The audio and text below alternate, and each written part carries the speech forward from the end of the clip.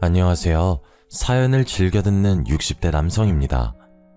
저도 참 굴곡진 삶을 살았다고 생각했었는데 사연을 듣다 보니 저보다 더 기구한 삶을 살았던 분들이 계시더군요.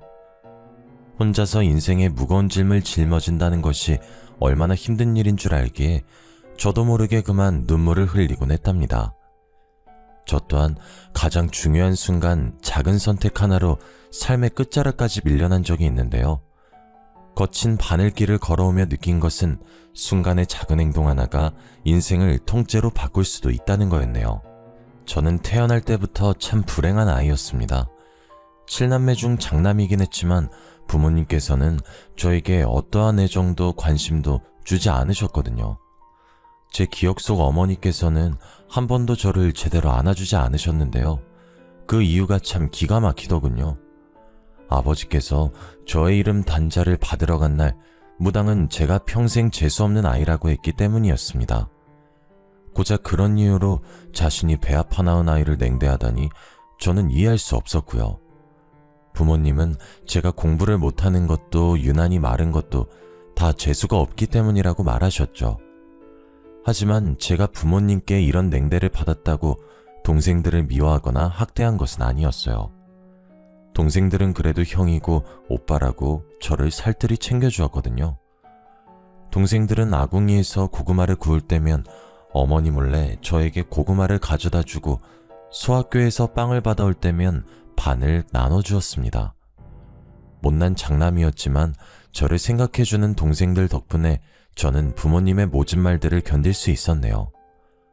부모님께서는 제가 중학교를 졸업하던 날 고등학교 진학은 꿈도 꾸지 말라며 으름장을 놓으셨어요. 비싼 학비 축내지나 말고 과수원 일손이나 도우라고 했는데요. 그러면서 자신들이 죽거든 과수원을 열심히 꾸려 동생들의 학비와 결혼 자금을 대주라고 하셨죠. 그게 바로 재수없는 살을 풀 수 있는 유일한 방법이라면서요. 저는 부모님의 말씀을 아주 잘 따랐어요. 이렇다 할 재능도 없는 제 처지를 너무나 잘 알았으니까요. 동생들은 저를 걱정했지만 의외로 과수원의 일은 제 적성에 잘 맞았습니다. 한 곳에 앉아 집중을 해야 하는 공부와는 다르게 여기저기 돌아다니며 일을 할 수 있었거든요. 부모님의 일손을 도우며 항상 생각했죠.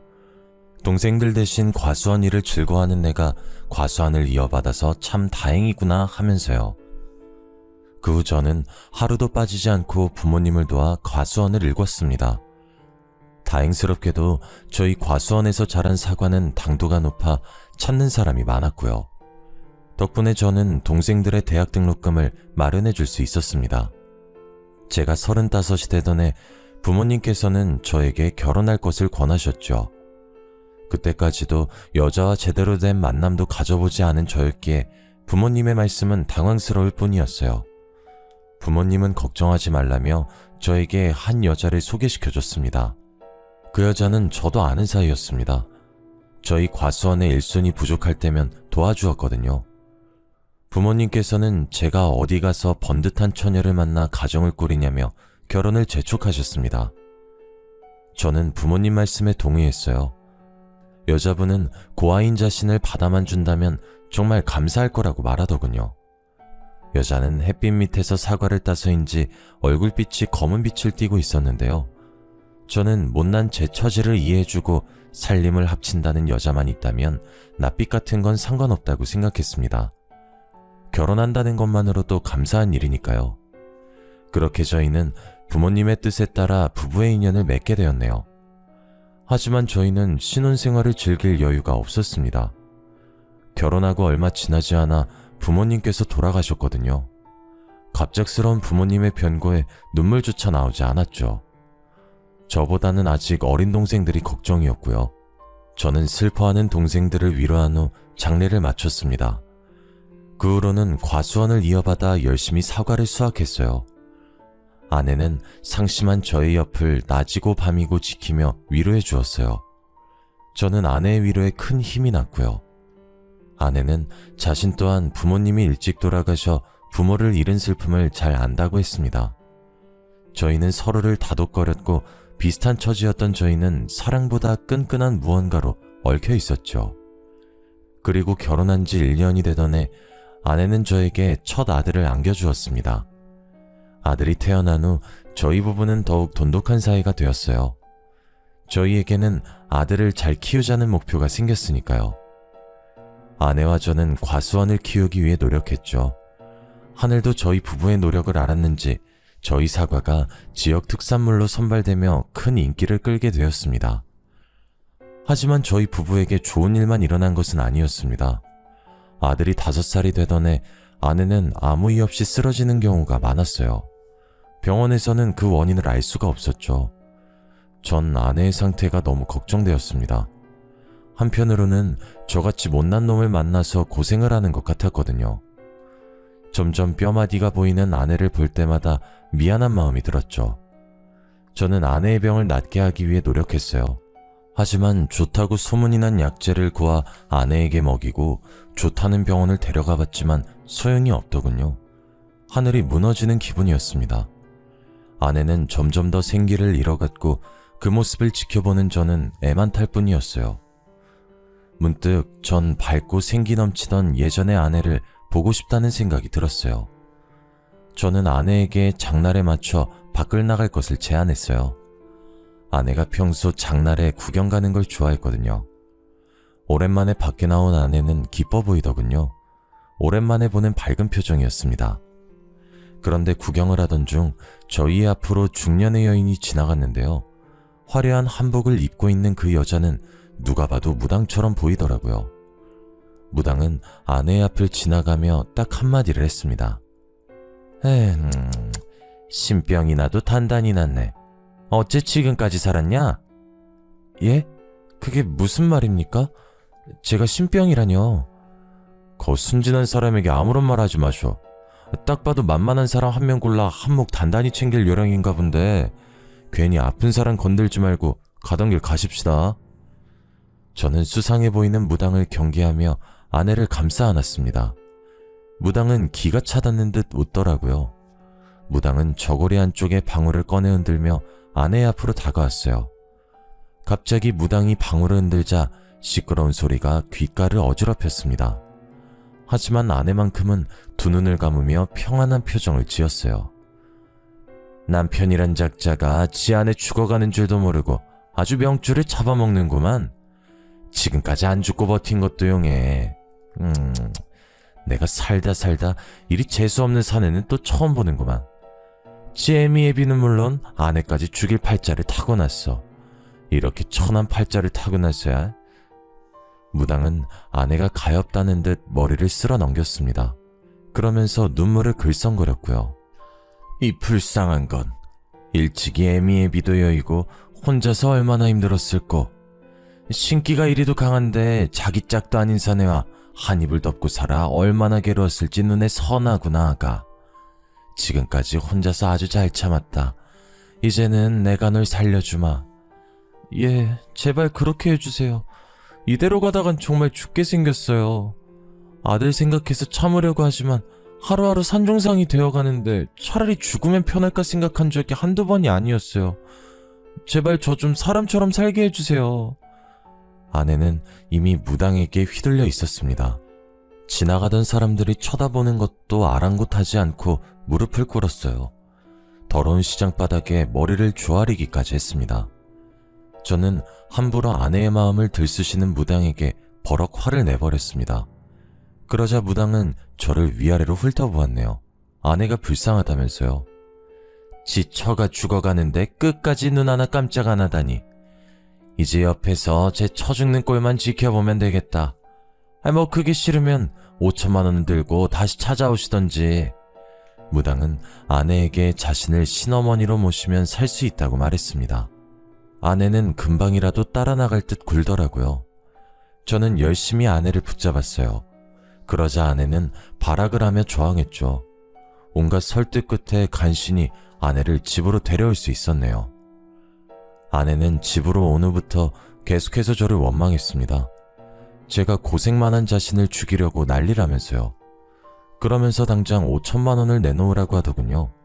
숨이 턱 막혔습니다. 5천만 원이라니 너무나 큰 돈이었어요. 아내는 당장 무당에게 가야 한다며 악을 썼는데요. 물론 5천만 원이 큰 돈이긴 했지만 제가 돈 때문에 아내를 말리는 것은 아니었어요. 사실 제가 아내를 말리는 데는 다 그만한 이유가 있었네요. 부모 없이 시골에서만 자란 아내는 세상 물정이 약했거든요. 사람을 쉽게 믿는 아내는 못된 마음을 먹는 사람에게 표적이 되기 좋았고요. 한 번은 다단계에 휘말려 전 재산을 날릴 뻔한 적도 있었습니다. 전 아내에게 정말 신병이 맞다면 다른 무당을 찾아가 보자 설득했어요. 하지만 아내는 그 무당이 아니면 안 된다며 고집을 부렸죠. 더 말리려 했지만 아내는 급기야 주방에서 날카로운 걸 들고 오더니 손목을 긁었지요. 이렇게 사느니 차라리 그냥 죽겠다면서요. 곧바로 응급실에 갔지만 아내는 치료를 거부하며 난동을 부렸어요. 처음 있는 아내의 강한 반항에 속이 바싹바싹 타들어갔습니다. 이대로 가다간 아내가 정말 죽을 것 같았거든요. 저는 하는 수 없이 수소문 끝에 무당을 찾아내고 그 손에 5천만 원을 넘겨주었습니다. 그 후 아내는 무당을 신어머니로 모셨죠. 마리주와 신딸이지 허드렛 일을 하는 일꾼이나 다름이 없었어요. 아내는 여기저기 무당에게 불려다니며 구판을 정리하고 운전을 하며 종노릇을 했습니다. 아내가 무당을 찾아간 후 전 아내의 얼굴을 보는 날이 없었네요. 물론 어린 아들도 마찬가지였어요. 아내는 항상 녹초가 되어 집에 왔기에 전 과수원의 일을 혼자 할 수밖에 없었고요. 하지만 2명 하던 일을 혼자 하려니 힘이 붙였습니다. 그렇다고 힘들어하는 아내를 시킬 순 없었죠. 저는 어쩔 수 없이 허리띠를 줄라매고 일할 사람을 구하기 시작했습니다. 다행히 마을 사람들의 도움으로 빠르게 일손을 구할 수 있었어요. 같이 일하게 된 아주머니들은 다들 착하고 손도 빠르셨는데요. 그 덕에 수월하게 일할 수 있었죠. 제 사정을 딱하게 생각하신 아주머니들은 손수 반찬도 가져다 주시며 정말 감사한 은혜를 베풀어 주셨거든요. 저는 감사한 마음에 품삯을 좀 더 챙겨드리기도 했습니다. 하지만 저의 근심이 다 사라진 것은 아니었어요. 아직 어린 아들이 집에 혼자 있었으니까요. 언제나 아들을 챙기던 아내는 무당과 가깝게 지낸 후부터 아들에게 냉랭하게 대했거든요. 전 그 모습을 볼 때마다 마음이 아팠습니다. 어린 아들이 혹 갑자기 변한 어머니로 인해 마음에 큰 상처를 받진 않을까 걱정도 되었고요. 저는 결국 회사를 그만둔 둘째 여동생에게 사정을 말했습니다. 여동생은 한동안 자신이 아들을 봐주겠다며 흔쾌히 말을 하더군요. 그 후 여동생은 서울에서 내려와 아들을 보살펴 주었네요. 여동생은 어릴 적 동생들과 쓰던 방을 사용하며 집안일을 거들어 주었어요. 물때가 낀 화장실을 청소해 주었고 벌레 먹은 쌀을 씻어 밥을 지어 주었죠. 아들과 저는 여동생이 지어진 따뜻한 밥과 깨끗이 손질된 옷을 입으며 사람답게 생활할 수 있었습니다. 못난 오라비를 도와주겠다는 여동생이 참 고마웠죠. 단 한 사람만 빼면 말이에요. 아내는 여동생이 집에 온 이후로 대놓고 싫은 티를 냈었거든요. 언제 자기 집에서 나갈 거냐고 말하면서요. 한날은 빨래를 개고 있는 여동생의 앞에서 방울을 흔들며 무당흉내를 내었습니다. 아가씨, 보아하니 부모 복도 없고 남편 복도 없는 것이 썩 좋은 인생은 아니네요. 뭐 하나 제대로 나가는 게 없어, 아가씨는요. 평생 뼈 빠지게 일해도 자기 먹을 만큼의 복도 없는 사람이에요. 아가씨, 지금 회사에서 잘린 거죠? 그게 다 왜 그런지 아세요? 다 아가씨 복이 간장종지만 하기 때문이에요. 복을 담을래도 그릇이 적으니 계속 넘쳐서 가지고 살 수가 없는 거죠. 그러니까 괜히 좋은 직장 갔느니 좋은 남자를 만나느니 그런 헛소리 집어치우고 혼자서 평생 일만 하면서 사세요. 새언니, 그게 시집도 안 간 시누이한테 할 말이에요? 만약 제가 정말 그런 운명이라고 해도 새언니는 저한테 그렇게 말씀하시면 안 되죠. 무당한테 정신 팔려 집안 살림이고 과수원이고 돌보지도 않고 오빠랑 원준이가 안타까워서 일부러 시골에 내려온 게 누군데요. 새언니가 이런 사람인 줄 알았으면 오빠랑 결혼한다고 했을 때 무슨 소리 써서라도 막았을 텐데. 새언니랑 같이 사는 우리 오빠가 불쌍하네요. 어머, 아가씨, 팔이 안으로 굽어도 말은 똑바로 해야죠. 이 사람이 저를 만나서 고생한 게 아니라 제가 이 사람을 만나서 고생한 거라고요. 복도 지질이 없고 아내 귀한 줄도 모르는 남자 만나서 인생이 망한 거는 저라고요. 아가씨 오빠야말로 저한테 너무하죠. 제가 아픈 것도 다 이 사람 때문이란 말이에요. 아내는 격분하며 여동생에게 삿대질을 했습니다. 저는 아내가 정말 너무한다는 생각이 들었고 열심히 아내를 말렸습니다. 여보, 그만해. 그동안 정민이가 원준이한테 얼마나 잘했는데 그것도 잊어버린 거야? 나는 어떻고, 신딸 노릇한다고 집안도 팽개치고 나간 당신 대신 집안 보살펴준 게 누군데. 적어도 정민이한테 고마운 마음 있으면 말조심은 알아서 해야 하는 거 아니냐고. 그 밥에 그나물이라더니 아주 지 동생이라고 싸고 도는 꼴하고는. 돈 내고 뭘 사주 그냥 봐준 건데 그걸 곱깝게 들어서 아내한테 소리 지르는 꼴이라니.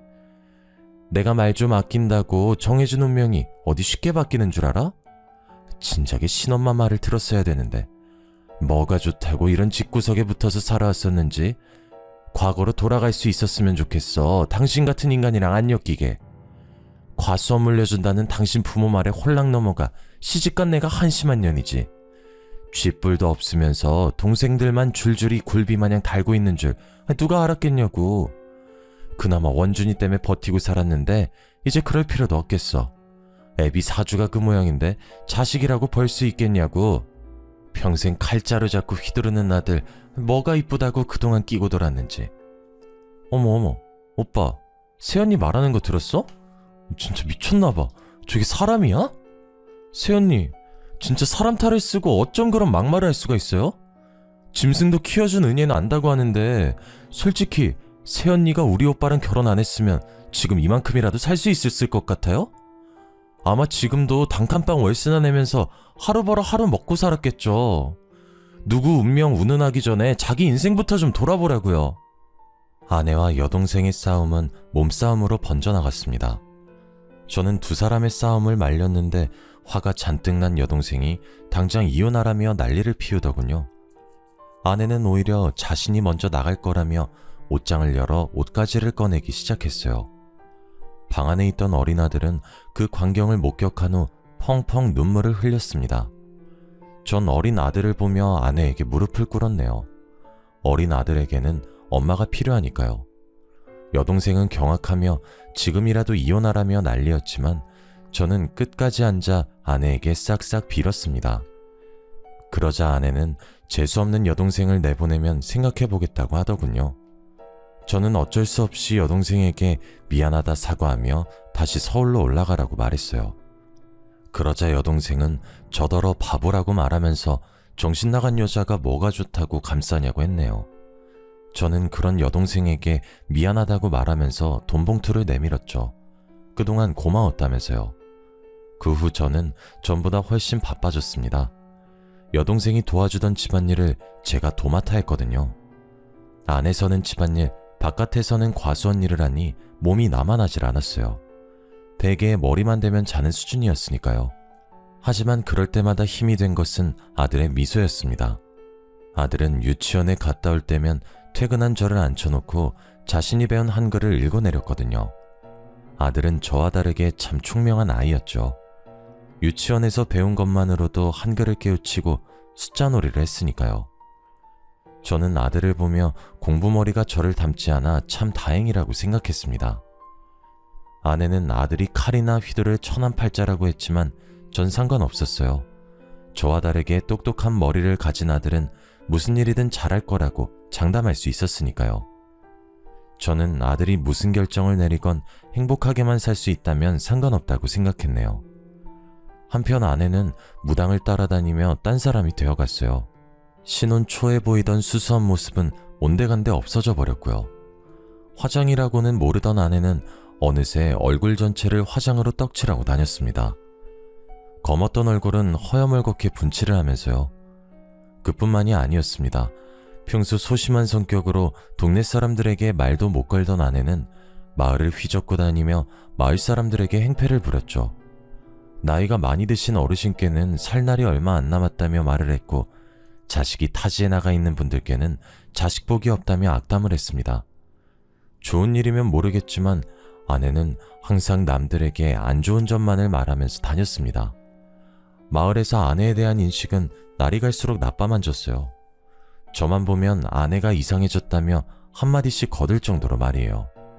고심 끝에 저는 아내에게 조심스럽게 이야기를 꺼냈습니다.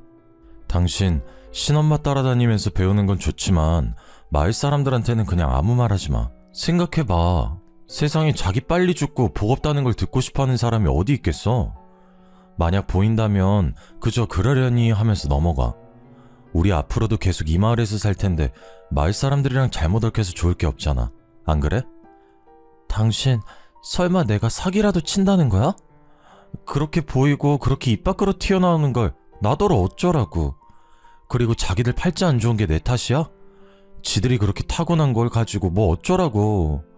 나보고 억지로 거짓말이라도 하면서 노인네들 비위라도 맞추는 거야 뭐야? 내가 이러려고 신엄마 밑에서 신딸 노릇하면서 고생하는 줄 알아? 그런 말이 아니잖아. 원준이 생각해서라도 조금만 참을 수 없겠어? 내가 당신한테 많은 걸 바라는 게 아니잖아. 무당한테 가서 신딸 노릇을 해도 좋고 집안 살림을 안 해도 좋아. 그냥 제발 예전처럼, 아니 예전에 반만큼이라도 언행을 조심해줘. 내가 왜 예전처럼 행동해야 되는데? 전처럼 살 바엔 그냥 혀 깨물고 죽는 게 나아. 당신한텐 아무 말도 못하고 그저 시키는 대로만 행동했던 예전의 내가 좋겠지만 난 아니야. 당신이 팔자만 좋았어 봐. 내가 이렇게까지 됐나.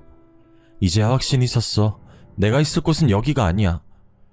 저는 아내의 말에 깜짝 놀랐습니다. 아내는 곧 떠날 사람처럼 마음을 정리한 것 같았거든요. 저는 당황하면서 그게 무슨 말이냐고 물었어요. 그러자 아내는 되려 저를 손가락질하며 이렇게 말하더군요. 더 이상은 말년에 쪽박차게 생긴 당신이랑 같이 못 살겠다고. 조금이라도 젊을 때 떠나는 게 맞아. 당신이랑 같이 있으면 늙음하게 쪽박찬 당신 옆에서 비닐 천막보다도 못한 집에서 개고생할 테니까. 난 그러기 싫어. 어려서 부모 잃고 한평생 고생만 하다 살았어. 그런데 늙어서까지 당신 옆에서 눈 감을 때까지 고생만 하라고? 그렇게는 못 살지. 아니, 안 살 거야. 저에게 소리친 아내는 곧장 집을 나갔습니다. 당황한 저는 아내의 뒤를 따라갔어요. 곧바로 아내의 뒤를 밟았지만 날이 어두워서인지 아내의 행적을 찾을 수가 없었어요. 저는 그런 아내가 걱정돼 계속해서 마을을 돌아다니면서 아내를 찾았죠. 하지만 땀방울이 등을 적시고 종아리가 터질 것처럼 아파왔지만 아내는 찾을 수 없었습니다. 아내에게 바로 전화를 하려 했지만 주머니를 뒤져보니 핸드폰이 없더라고요. 빠르게 집으로 달려가 아내에게 전화를 걸었습니다. 전화를 20통 넘게 걸고 문자를 수백 통이 넘게 보냈지만 아내에게는 아무런 소식도 없었어요. 제 걱정스러운 마음은 이루 말할 수가 없을 정도였죠. 아내의 빈자리를 눈치채서인지 아들 또한 아내를 찾기 시작하더군요. 그날 전 뜬 눈으로 밤을 지새우며 아내를 기다렸습니다. 아침이 밝아오고 전 집에서 아내를 기다리고 싶은 마음이 굴뚝 같았어요. 그렇지만 사과를 수확해야 하는 시기이기에 그럴 수가 없었죠.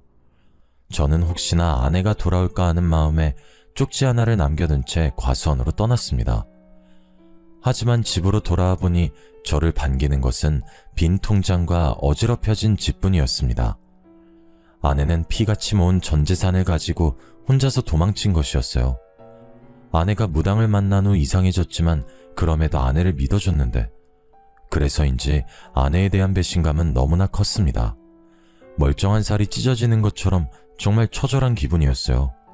심지어 쪽잠을 청할 때 아내는 제 꿈까지 불쑥불쑥 튀어나와 재산을 가로채며 도망갔죠. 도망가는 아내를 잡으려고 했지만 소용없었습니다. 발바닥이 바닥에 붙은 듯 움직이지 않았거든요. 그렇게 아내를 잃은 저는 한동안 망연자실한 시간을 보냈네요. 폐인처럼 살던 저를 일으켜 세워준 것은 아들이었습니다. 아들은 그저 누워만 있는 저에게 냉장고를 뒤져 먹을 만한 음식을 가져다주며 제 옆을 지켜주었는데요. 저는 그런 아들을 보면서 다시 살아보자는 의지를 불태웠네요. 처음에는 혼자서 아들을 어떻게 키울 수 있을까 앞이 막막했습니다. 생각을 하려고 해도 눈에 안대를 씌운 듯 캄캄하게만 느껴질 뿐이었어요. 하지만 아들을 굶길 수 없었던 저는 억지로 정신을 차리기 위해 애썼습니다. 자존심을 버리고 동생들에게 돈을 빌리는 것부터 시작했죠. 제 사정을 들은 동생들은 군말 없이 돈을 빌려주었습니다. 주말이 되면 동생들은 하나같이 저희 집으로 모여들었어요. 여동생들은 반찬을 가져오며 살림살이를 채워줬습니다. 남동생들은 과수원에 모여들어 저의 일손을 도와주었고요. 그렇게 저는 동생들의 도움으로 천천히 자리를 잡을 수 있었습니다. 제 마음 한구석 깊이 상처를 준 아내 또한 차츰차츰 잊어가게 되었죠. 제가 과수원을 돌보는 사이 아들은 말썽 한번 부리지 않고 커갔어요. 엄마의 빈자리가 그리울 만도 한데 못난 아비를 생각해서인지 힘든 기색 한번 보이질 않는 아들의 모습은 참 짠할 정도였습니다. 그럼에도 아들은 늘 스스로 노력해 매번 전교 1등 성적표를 쥐어주면서 절 기쁘게 해주었네요. 아내는 아들이 칼이나 잡을 천한팔자라고 말했지만 저는 상관없었습니다. 가장 힘든 순간 힘이 되어준 아들은 세상에서 가장 소중한 보물이었으니까요. 하나밖에 없는 소중한 아들은 제 삶의 유일한 희망이자 삶의 이유였죠. 저는 아들을 생각하며 더 이를 악물고 일을 했어요. 결국 전 농약 없이 당도 높은 사과를 만들어냈고 저희 과수원 사과는 입소문을 타고 점점 유명해졌습니다. 그러던 중 대기업 소속 식품회사에 다니던 동생은 저희 과수원의 사과로 사과 주스를 만들자고 사업을 제안했어요.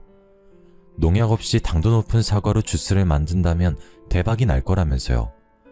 처음에는 동생의 제안을 거절하려 했지만 동생은 이렇게 말하더군요. 평생 시골 과수원에서 썩느니 한번 도전해보는 게 어떠냐고요. 결국 저는 새로운 것에 도전하기로 마음을 먹었습니다. 제안을 받아들인 저는 동생과 함께 과수원 옆 작은 공간을 빌려 사과 주스를 만들기 위해 노력했어요. 수차례의 실패와 좌절 끝에 저는 동생과 함께 사과 주스를 출시했네요. 결과는 그야말로 대박을 쳤습니다. 특히 어린아이들을 기르는 엄마들 사이에서 인기가 좋았어요. 농약을 넣지 않아 어린아이들이 먹기 좋다고 소문이 났거든요. 그 후 저는 동생과 함께 사업을 시작했습니다. 그리고 처음으로 이사를 결심했죠. 아들에게 더 나은 교육 환경을 제공하고 싶은 마음 때문이었어요. 제 바람대로 이사를 온 후 저는 처음으로 아들을 입시학원에 보내주었습니다. 원래 머리가 좋던 아들은 학원 아이들을 금방 따라잡더군요. 도시에서도 내놓으라 하는 인문계에서 전교 1등을 도맡아 하던 아들은 결국 서울대 의대를 가게 되었습니다. 정말 감사하고 기쁜 일이었죠. 동생들은 하나같이 아들을 축하해줬고요. 제 사업 또한 점점 커져만 갔어요. 사업이 점점 커짐에 따라 믿을 만한 사람들이 필요하다고 생각했는데요. 그래서 저는 다른 동생들 모두에게 같이 사업을 꾸려나가자고 제안을 했어요. 동생들은 그 제안을 흔쾌히 따라줬고요. 시간이 흘러 어느덧 50대 중반을 바라보고 있었습니다.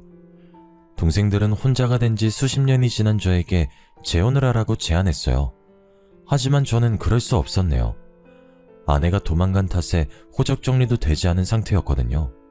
괜한 분란을 만들고 싶지 않았어요. 제 속마음을 알게 된 동생들은 이혼 변호사를 섭외해 왔는데요. 변호사는 배우자가 3년 이상의 생사불명 상태이면 혼자서도 이혼을 할 수 있다고 조언해 주었습니다. 가정 파탄의 전적인 요인은 모두 아내에게 있었기에 일은 쉽게 해결됐고요. 저는 동생들의 도움으로 제 호적에 남아있는 아내를 훌훌 털어버릴 수 있었습니다. 그리고 저에게도 따뜻한 사랑이 찾아왔어요. 바로 꽃집을 운영하던 여자였죠. 아이를 가질 수 없는 몸으로 전 남편에게 이혼을 당하고 지금까지 혼자 산다고 했는데요. 그러면서 저에게 혼자서 아들을 훌륭히 키워내다니 정말 대단하다고 말해주었습니다. 고운 얼굴만큼 마음씨도 고운 그 여자에게 푹 빠져버렸어요. 저는 그 여자에게 고백을 했고 그렇게 늙은 나이에 재혼을 하게 되었어요. 아내는 다정하고 참한 사람이었습니다. 남들에게 휘둘리지 않는 강단도 있었고요. 저는 그 점이 참 마음에 들었어요. 아들 또한 자신을 친아들처럼 살뜰하게 챙겨주는 아내를 무척 마음에 들어 했죠. 아무도 강요하지 않았지만 먼저 가서 어머니라고 부를 정도였습니다. 아내는 베개 밑에 머리를 들 때면 자신이 이렇게 행복해도 되는 것이냐며 눈물을 짓고 했는데요. 저는 그 모습이 너무도 가엾고 어여뻐 항상 등을 토닥여 주었어요. 제일 가까운 배우자에게 받은 상처가 얼마나 큰지 그 누구보다도 잘 알거든요. 시간이 흘러 저희는 어느덧 결혼 4년차 부부가 되었습니다. 아들 또한 옛과 인연을 걸치고 본가로 넘어갔고요. 아내의 생일날 저희는 모처럼의 외식을 하기 위해 백화점으로 나갔어요. 오랜만에 가족들과 함께 쇼핑을 하고 맛있는 음식을 먹으니 문득 내가 이 아내를 만나지 않았다면 이런 즐거움을 알았을까? 라는 생각이 들었습니다. 쑥스러워 아내에게 말은 못했지만 말이에요. 밤이 되고 백화점 폐점 시간이 다가왔습니다. 저희도 집으로 갈 채비를 하였고요. 그런데 백화점에서 얼마 떨어지지 않은 곳에서 풀빵을 파는 노파가 있더군요. 늦은 시간까지 풀빵 장사를 하다니 전 의아했는데요. 아내는 마침 간식이 먹고 싶었는데 잘 됐다며 한 봉지 사가자고 했죠. 이럴 때 아니면 언제 먹느냐면서요. 날씨가 더웠기에 저는 차 안에 에어컨을 틀어두고 아들과 둘이 풀빵을 사기 위해 나왔습니다. 가까이 다가가니 노파는 딱 봐도 산전수전을 다 겪은 모양이었어요. 고개를 숙이고 있는 노파의 머리는 허옇게 새어 듬성듬성하게 두피가 보이고 있었습니다. 풀빵을 굽는 손가락 끝은 다 꼬부라져 있었고요. 저는 짠한 마음에 지갑에 들고 있던 현금을 다 꺼내 노파에게 건네주었습니다. 노파는 은인을 만났다며 감사해했죠. 그러면서 보답으로 자신이 운명을 봐줄 수 있다고 말하더군요. 옆에 있던 아들은 제법 흥미가 당기는 모양이었어요. 아버지 기억 안 나? 왜 어머니가 집 나가기 전에 나한테 그랬다며. 평생 칼이나 휘두르고 사는 백정팔자였다고 했잖아. 아버지한테는 말년에 쪽박찰상이라고 했고. 재밌을 것 같은데 한 번만 보고 가자, 응? 아내의 영향으로 미신을 믿진 않았지만 한 번쯤은 봐도 상관없다고 생각했어요. 아들 또한 자신의 운명을 궁금해했고요. 저는 노파에게 저와 아들의 운명을 봐달라고 말했는데요. 노파는 자신에게 손을 내밀어 보라고 하더군요. 거칠거칠한 노파의 손바닥에 제 손을 올리자 노파는 탄식하면서 말을 이었죠. 아이고, 어쩜 이리 보기만 했고.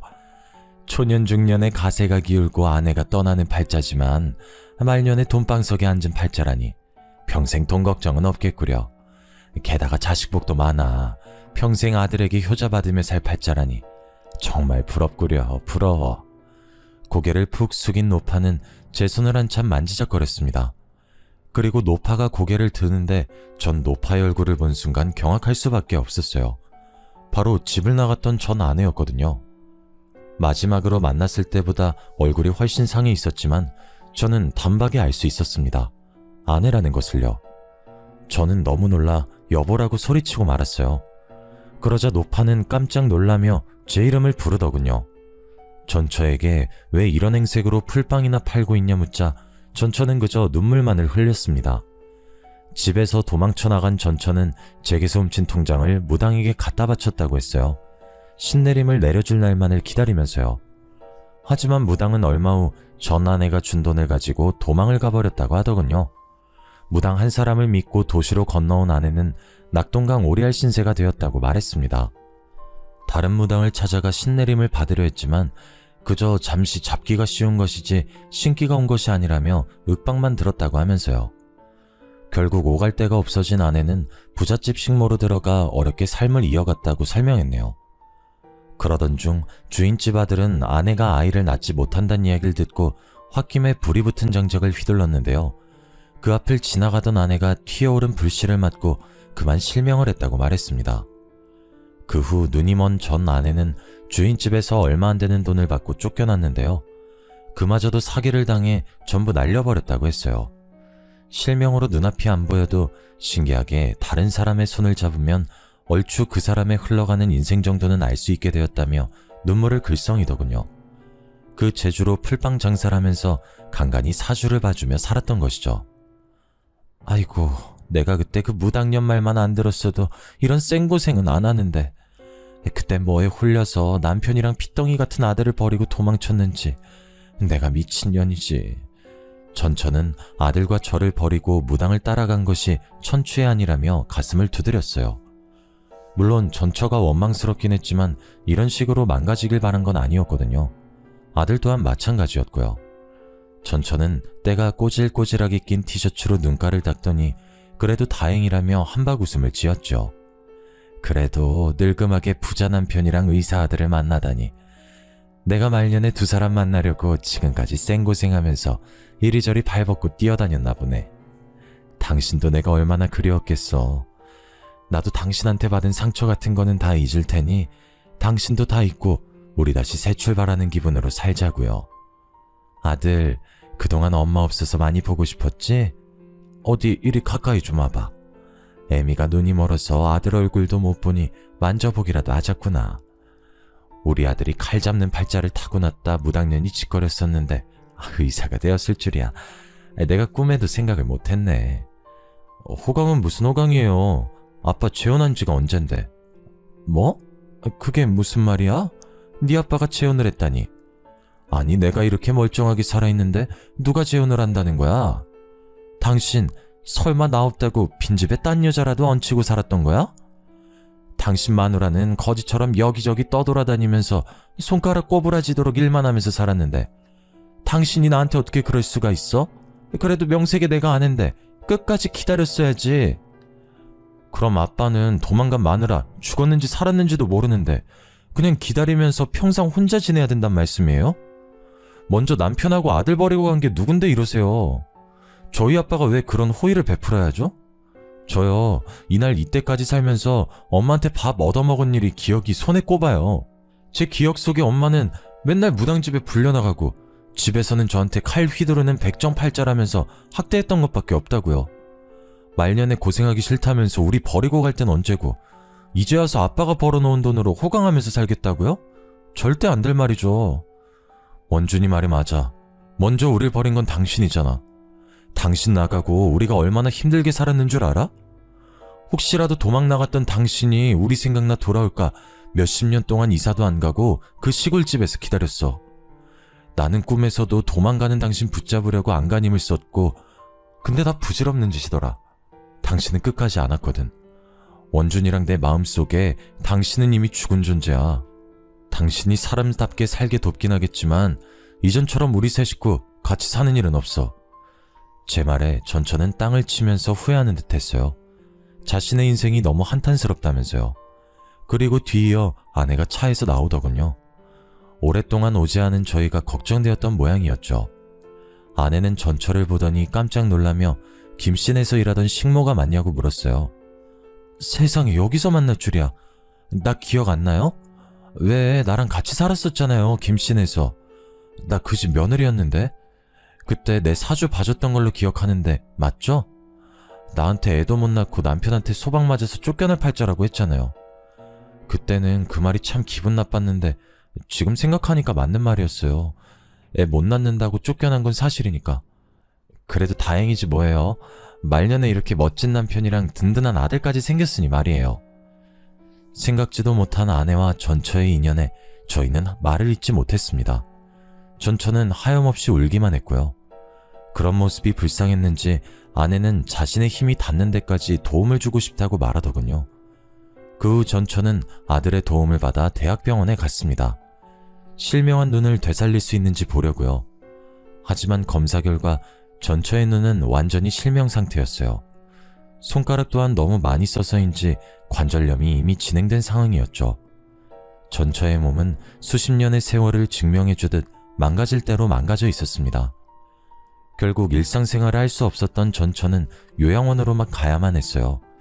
과거에 저를 버리고 떠나간 전처를 고급 요양원에 보내줬습니다. 아내는 계속해서 전처가 불쌍하다며 짠하게 말하길래 모든 사실을 털어놓기로 결심했습니다. 제 과거를 알게 된 아내가 떠날까봐 두렵긴 했지만 언제까지 비밀로 하고 살 순 없는 노릇이었으니까요. 모든 사실을 털어놓자 아내는 저를 이해해 주었습니다. 그러면서 우리의 인연이 생각지도 못하게 얽혀 있었다고 말했어요. 아내는 평생 고생만 하면서 살았던 사람이 부족하지 않게 지원해 주라며 오히려 전처를 더 챙겨주었죠. 저는 아내의 고운 마음씨에 감동하고 말았습니다. 그 후 아내를 설득해 한 달에 한 번씩 전처를 보러 가게 되었어요. 애석하게도 전처는 아직도 그놈의 복타령을 하면서 신세 한탄을 풀어놓기만 하더라고요. 평생 고생만 하다가 못된 사람에게 걸려 망가진 전철을 볼 때마다 참 마음이 아파옵니다. 제가 하는 조언을 조금만 들었더라면 이렇게까지 비극으로 치닫진 않았을 텐데 참 가슴이 아려오곤 하네요. 하지만 전처와 저는 이미 끝난 인연이기에 그 이상 도와주는 건 안 될 말이겠죠. 어떤 사람들은 사람은 정해진 복대로 사는 것이라고 말하는데요. 저는 그렇게 생각하지 않습니다. 사람은 노력과 기회로 나아가고 또 그걸 토대로 성장해 나아가는 거니까요. 사연을 들으시는 여러분께서도 꼭 주어진 기회를 놓치지 말고 자신이 원하는 방향의 삶을 사시길 바랍니다. 운명은 스스로 개척해 나아가는 거니까요. 길었던 제 사연 들어주셔서 감사합니다.